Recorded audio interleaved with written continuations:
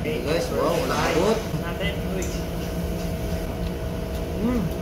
Mga ingredients natin para sa estofado: beef, salt and pepper. Pag-saute natin, gagamit tayo dito ng garlic, onion chop, bell pepper, bay leaf, beef cubes, tomato puree with tomato dice, oregano, paprika, tomato paste, olives, green peas, potato, and carrot. Okay, let's start!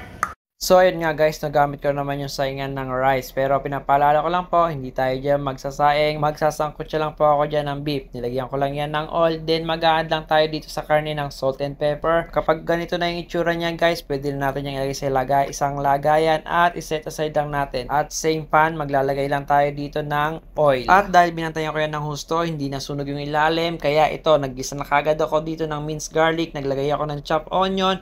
Mix lang natin yan guys. Then maglalagay naman tayo dito ng green bell pepper na dice. Pwede tayo maglagay dyan ng red, kaso wala na kami. Lang din ako dito ng beef cubes, daon ng laurel, then mix lang natin yan. Gumamit din ako dito ng tomato puree with diced tomato. So ayan, mix lang natin guys. Then ilalagay natin yung oregano and paprika. So mag-a-add pa tayo dito ng salt and pepper. Mix lang natin yan guys. Then isusunod naman natin ngayon dyan yung tomato paste. Masarap to guys, lalo na kapag nagmamantika, kaya lutuin natin ng gusto. Pag okay na, pwede natin ilagay dyan yung karne ng baka na sinet sa side natin kanina. Ihalo-haluin lang natin to guys hanggang sa makot ng buong sauce yung karne ng baka. And then tatakpan lang natin to and sisimmer natin for 5 minutes. Magiging ganito yung resulta niya. Kapag okay na yan guys, maglalagay naman tayo ng isang malinis na tubig mula pa sa Pacific Ocean. Make sure na yung tubig nyo is above sa level ng karne. After 5 minutes, kapag kumulo na yan, ilalagay lang natin yan sa low heat. Then lulutuin lang natin yan guys for 1 hour to 30 minutes. So kung sa tingin nyo ay matigas pa, pwede pa kayo magdagdag ng konting minuto. At dahil sakto na nga pala sa akin yung lambot ng karne, naglagay na pala ako dito ng potato, carrots, olives, green peas, salt and pepper. I-mix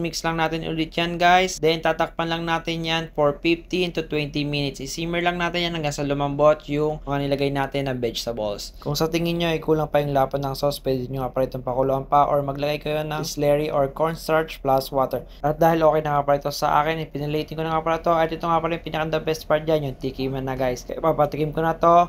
Kaya tara na. Yun lang. Bon appetit! Hi guys! Nagluto nga pala ulit ako ng beef estofado. Papatikim natin ulit ito ngayon sa partner ko dahil wala yung mga tropa natin. Kaya siya na lang. So tara! Let's try this! Partner! Oh! Kaya na to!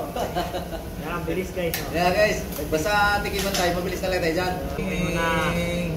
Okay guys, wow, malambot. Natin. Uy! Sarap guys! Ayos! Try natin. Patatas. Try natin din.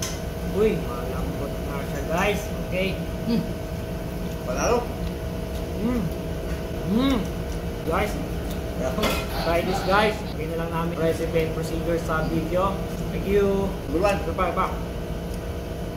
Ano bro? Guys. Yes.